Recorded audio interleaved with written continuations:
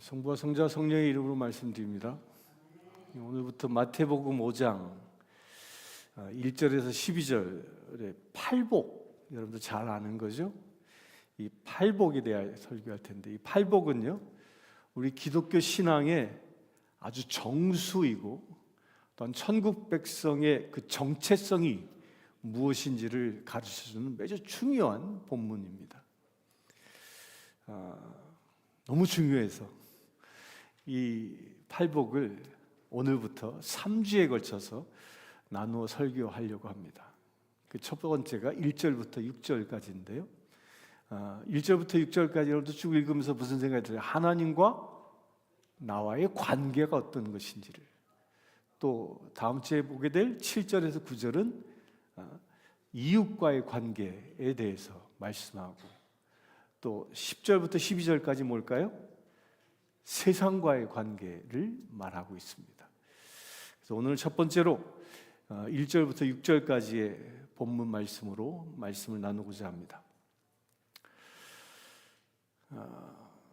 기독교 역사상 가장 위대한 영적 거장 중에 한 명으로 손꼽히는 그 한 분의 이야기로 오늘 설교를 시작합니다.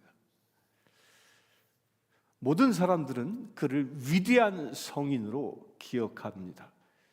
그러나 그의 젊은 시절은 아주 철저히 세상의 방식대로 자신을 채우기 위해서 살았던 사람입니다. 그는 당대 최고의 학문을 섭렵했던 천재였습니다. 또 그는 로마 제국에서 성공가도를 달리고 있었던 촉망받는 수사학자였습니다. 또한 반면에 그는요, 쾌락을 쫓아 아주 방탕한 생활을 즐겼던 사람이었습니다. 그는 마니교라는 그 이단 철학에 심취했고요, 그 마니교의 지적인 우월감이 그 안에 가득 채워져 있었던 사람입니다. 그러다 보니까 그는 세상의 돈, 명예, 지식, 쾌락과 같은 그 세상 사람들이 부러워할 만한 모든 것을요, 그의 두 손에 꽉 움켜쥐며 살고 있었습니다. 하지만 그의 내면은 어떠했을까요? 그는 훗날 참회록이라는 자서전을 씁니다. 그리고 자기 자신을 향하여 그 자서전에 이렇게 고백합니다. 나는 밖에서 아름다운 것을 찾았으며 그리고 헤매였지만 내 영혼은 끔찍한 기근에 시달리고 있었습니다. 세상의 것으로 자기 자신을 가득 채웠다고 생각했지만 그의 영적으로는 철저히 파산 상태였습니다.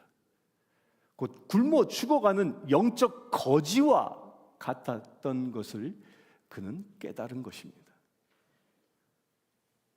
결국 그는 서기 386년에 밀라노의 어느 한 정원에서 자기 자신의 그 힘으로는 이 내면의 절망과 죄악을 결코 깨달을 수 없음을 철저히 깨달으며 스스로 무너져 내립니다. 그리고 그는 무화과 나무 아래 엎드려서 가슴을 치며 통곡하기 시작합니다. 자기가 그토록 자랑했던 최고의 지식도 세상의 명예도 아무 소용없음을 인정하게 되었고요. 그리고 자기 자신의 모든 교만과 그 의로움을 내려놓고 애통해하며 울부짖기 시작합니다. 바로 그 철저한 자기를 비워내는 그 비움의 그 순간 한 소리가 들려옵니다. 집어서 읽으라. 이것은 담장 밖에서 들려오는 아이들의 노랫소리였습니다. 그런데 그에겐 그게 하늘의 음성으로 들렸던 것이죠. 그래서 그는 성경을 펴서 읽습니다. 그때 읽은 성경이 로마서 13장입니다. 그 성경을 통하여 그는 하늘의 빛이 그의 그 텅 빈 심령을 가득 채우는 것을 경험합니다. 훗날 그는 이렇게 고백합니다. 주님, 당신을 위하여 우리를 지으셨으므로 우리의 마음이 당신 품 안에서 안식을 찾기까지는 결코 평안할 수 없습니다. 이렇게 고백한 사람이 누구일까요? 누구요? 성경에 없는 사람이라 잘 모르겠습니까? 성 어거스틴입니다. 사랑하는 성도 여러분, 세상 사람들은 복을 내 손 안에 무언가를 꽉 움켜쥐고 채우는 것이라고 생각합니다. 그래서 어거스틴도 그랬습니다. 처음엔 그랬습니다. 그러나 오늘 읽은 이 예수님의 이 말씀은요, 이 산상수훈을 통하여 말씀하시기를 참된 복은 그와 정반대라고 말씀합니다. 예수님의 복은요, 내 손에 쥔 세상의 것들을 내려놓고 하나님 앞에 나의 파산 상태를 인정하며 나를 비워낼 때 비로소 하늘의 영원한 것으로 채워진다라는 그 역설의 은혜입니다. 역설의 은혜.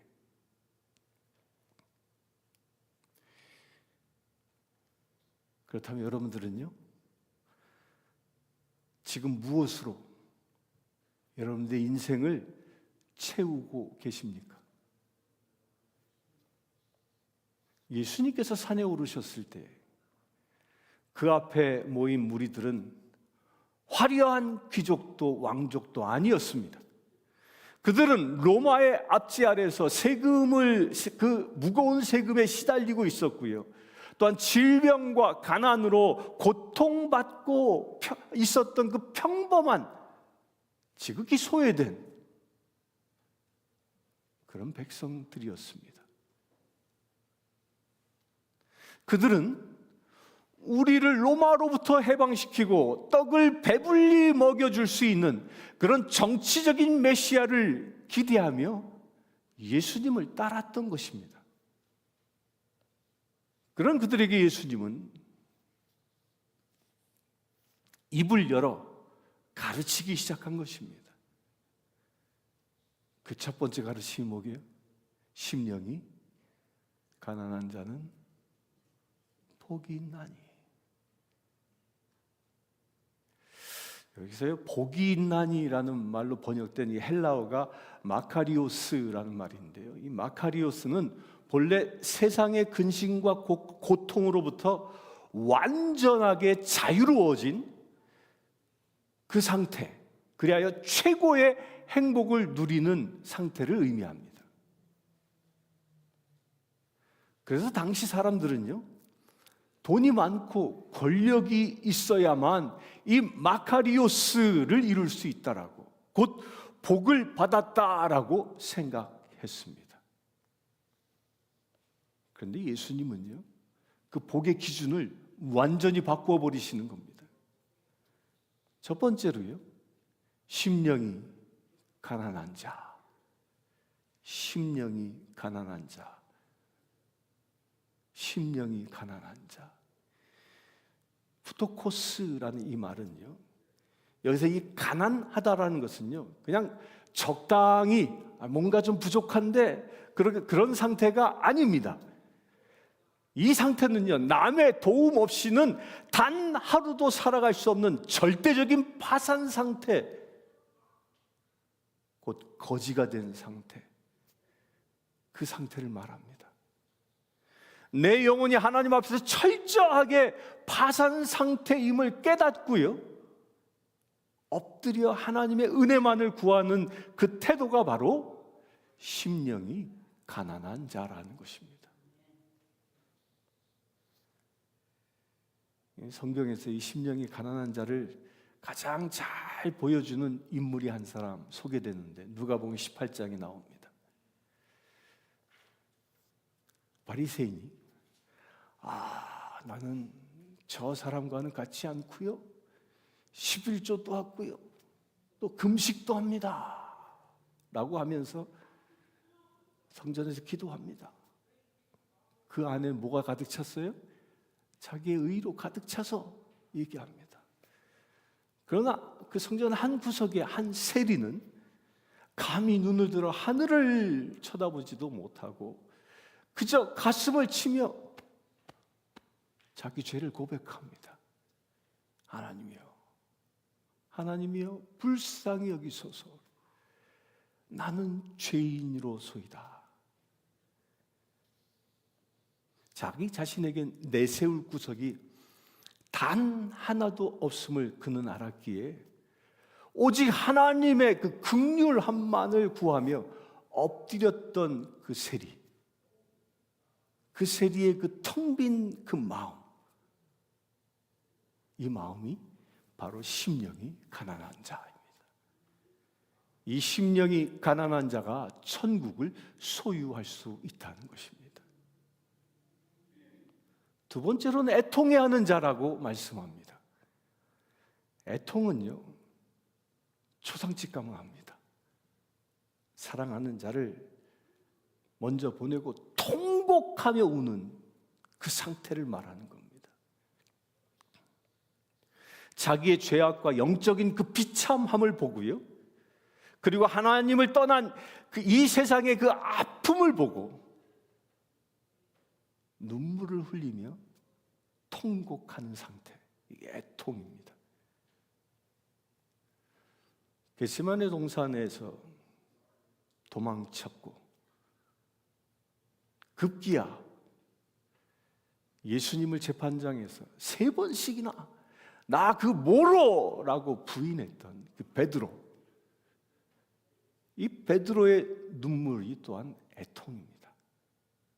언제 울었습니까? 닭이 울자 순간 베드로의 심장이 무너져 내렸습니다. 베드로는 더 이상 변명할 수도 없었습니다. 자기가 누구인지, 자기의 믿음이 얼마나 연약한지 그제서야 그는 보았기 때문입니다.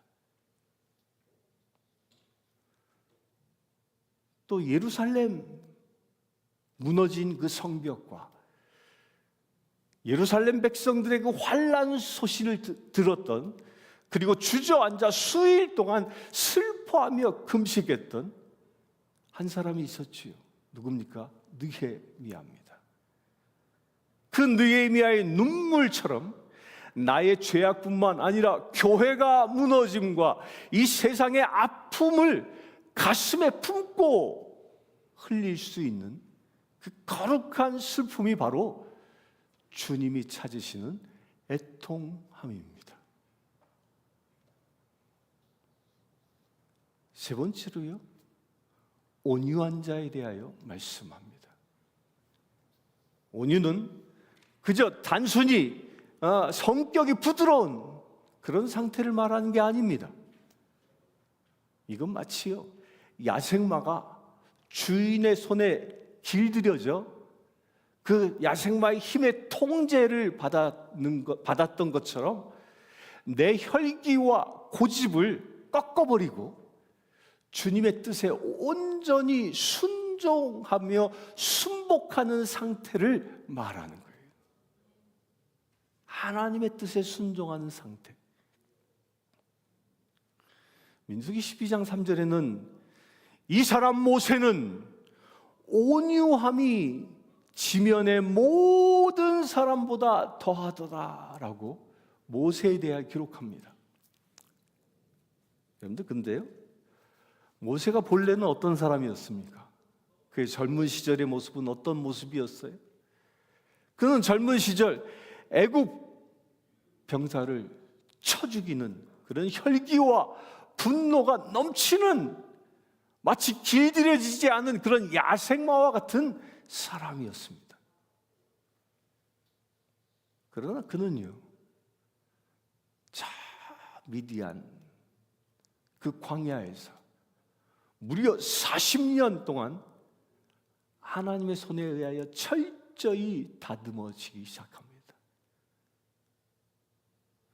내 힘으로 무언가를 해보려고 했던 그 주먹을 그는 펴기 시작했던 것이요. 이제는 오직 하나님의 말씀에만 순종하며 움직이는 그 통제된 힘을 모세가 갖기 시작한 것입니다. 그런데 힘이 없어서 참는 것이 아닙니다. 힘은 있지만 주인의 그 고삐에 완벽하게 순복하는 그런 상태, 이것이 바로 모세가 보여준 그 십자가의 온유함인 것입니다. 120세가 되어 정기를 잃지 않았던 모세였지만 하나님께 잡힌 자. 네 번째로요, 의에 줄이고 목마른 자라고 말합니다. 광야에서 물이 없어서 그 죽어가는 사람들이 그 타는 목마름으로 물을 찾듯이 하나님의 뜻이 내 삶에 이루어지기를 절대적으로 갈망하는 자를 말합니다. 시편 42편엔 다윗은 이렇게 고백합니다. 사울에게 쫓겨서 광야를 헤매던 그가 하나님이여, 하나님이여, 사슴이 시냇물 찾기에 갈급함같이 내 영혼이 주를 찾기에 갈급하나이다. 이렇게 부르짖으셨습니다. 당장 마실 물이 없으면 죽을 수밖에 없는 그 사슴의 그 타는 목마름, 이걸 말하고 있습니다. 마가복음 7장에는 스로보니게 여인이 등장합니다. 이 여인은 어떻습니까? 딸의 병을 고치기 위해서 예수님께 찾아왔던 그녀. 그녀에게 예수님이 뭐라고 하지요? 자녀의 떡을 개들에게 던짐이 마땅치 않다. 예수님이요, 여인을 모독한 겁니다. 그런 모욕적인 말씀 앞에서도 이 여인이 어떻게 고백합니까? 주여, 옳소이다마는 개들도 제 주인의 상에서 떨어지는 부스러기를 먹나이다. 그렇게 고백하고 매달립니다. 체면이나 자기 자존심을 모두 버리고 오직 주님이 주시는 은혜와 의가 아니면 내 영혼이 살 수 없다라는 그 절박한 그리고 치열한 그 갈망, 이것이 바로 의에 줄이고 목마른 자의 모습입니다. 사랑하는 성도 여러분, 이 네 가지의 공통점이 있습니다. 무엇일까요? 무엇이 공통점일까요? 이 네 가지의 공통점은요, 비움입니다. 제목이 있습니다. 시작. 비움입니다. 철저히 내 의와 내 힘을 빼고요, 하나님이 아니면 안 된다라는 그 절박함으로 나아가는 자, 그런 사람들만이 바로 천국을 소유하는 복된 자라고 예수님은 선언하고 계시는 겁니다. 우리가 살아가는 이 시대는 무엇을 말합니까? 어떻게 살라고 말합니까? 얘야, 우리 통장의 잔고를 채우고, 통장을 채우고, 또 내가 키우는 자녀들의 스펙을 채워내고, 그리고 사람들의 인정받음으로 나 자신을 채우려고 합니다. 그렇게 될 때 우리는 스스로 이렇게 말합니다. 너는 스스로 충분히 가치 있는 존재야 라고. 나의 힘을 기르고 내 스펙을 쌓고 내 통장의 잔고를 가득가득 채워야만 행복해질 수 있어, 이렇게 말합니다. 그러면서 애통해하고 우는 것은 약한 자의 표징이며, 온유하여 양보하는 것은 바보 취급당한 것이 세상입니다. 그러나 내 손에 아무리 많은 걸 쥐고 있어도요, 그것으로 나를 구원할 수 없습니다. 자기 개발과 긍정적인 생각으로 그 내면을 가득 채운들, 그것은 마치 어거스틴이 거듭나기 전에 그 모습과 조금도 다르지 않다는 겁니다. 하나님이 주시는 그 천국을 내 안에 담기 위해서는 내 안에 가득 찬 그 자아의 우상들, 자기의 의로움, 세상의 그 자랑들을 모두 내려놓을 수 있어야 한다는 겁니다. 그것을 그림으로 표현하면 이와 같습니다. 이 그림은요, 배경이 뭐죠? 성전입니다. 유리잔은 납니다. 성전 안에 내가 있는데 내 안에 뭐가 채워져 있냐는 거예요. 이 잔 속에 들어있는 그 어떤 것도요, 천국에 가져갈 수 없습니다. 인정받음, 성공, 돈. 두 번째 그림 보여주십시오. 우리는 잔에서 이런 것들을 빼내는 것처럼 하나 둘씩 버릴 수 있어야 합니다. 세 번째 그림 보여줍니다. 이렇게 완벽하게 빈잔처럼 나를 비워낼 수 있어야 합니다. 그럴 때 어떤 은혜가 임할까요? 예수님께서는 빈잔된 나에게 생명수를 부어주시는 것입니다. 생명수를 부어주십니다. 생명수를 부어주십니다. 생명수로 가득 차길 축원합니다. 나는 내 힘으로 살 수 있다고 믿는 그 교만함이 내게 있습니까? 그렇다면 심령이 가난해지십시오. 죄에 대해 무감각해진 채 그저 그냥 하루하루 웃고 즐기며 살아가고 있습니까? 하나님 앞에 애통하십시오. 내 뜻대로 안 되면 분노하면서 혈기를 부리며 살아가고 있습니까? 하나님의 그 주권 아래 온유해지십시오. 그럼 마지막으로 한 가지를 더 여쭙겠습니다. 지금 여러분들 한 사람 한 사람의 그 마음 가장 깊숙한 곳에서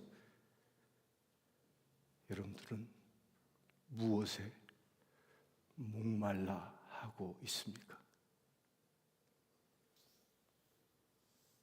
은행의 잔고입니까? 자녀들의 성공입니까? 세상 사람들의 인정함에 대한 갈급함입니까? 그 갈증은 아무리 채워도 사라지지 않습니다.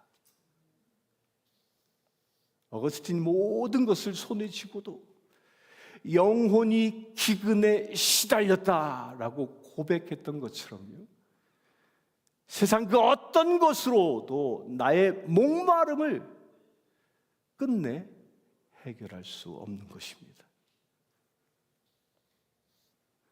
이제 그러기에 우리 목마름의 방향을 바꿔야 합니다. 세상의 성공이 아닙니다. 하나님의 의로움에 목말라 하시길 축원합니다. 그 갈망 하나가 여러분들 한 사람 한 사람의 인생을 바꿀 것입니다.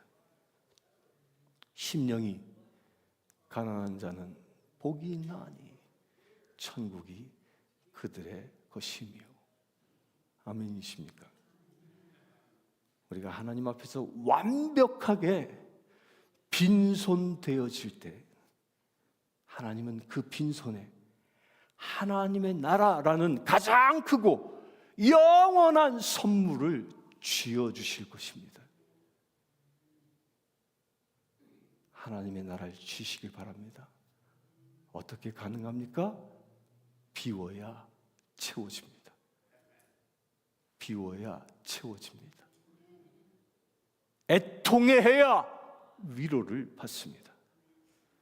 오늘 이 예배가 나의 그 모든 헛된 것들을 비워내고요, 하나님의 은혜와 십자가의 의로 가득 채워지는, 그리하여 거룩하고 복된 자리가 되시기를 주님의 이름으로 축원합니다. 함께 기도하겠습니다. 주 아버지 하나님, 세상의 의와 가치로 가득 차져 있었던 나의 심령, 그런 것들은 마치 바닷물을 마시는 것과 같음을 이 시간 깨달았습니다. 주님, 그 모든 것들을 내려놓고 내 잔을 비워 주의 생명수로 내 잔이 넘쳐나기를 원합니다. 주님, 이 시간 부어 주시옵소서. 우리 안에 세상의 것들을 거두어낼 때에 그 빈자리에 하나님의 의와 영이 충만케 하여 주시옵소서. 그래요 주님, 우리의 삶이 세상의 삶이 아니라 우리가 세상에서 살아가고 있으나 하나님의 나라를 누리는 거룩한 삶이 되게 하여 주시옵소서. 우리 주 예수 그리스도의 이름으로 기도드리옵나이다. 아멘. 모두 일어나 310장 찬양 드리겠습니다.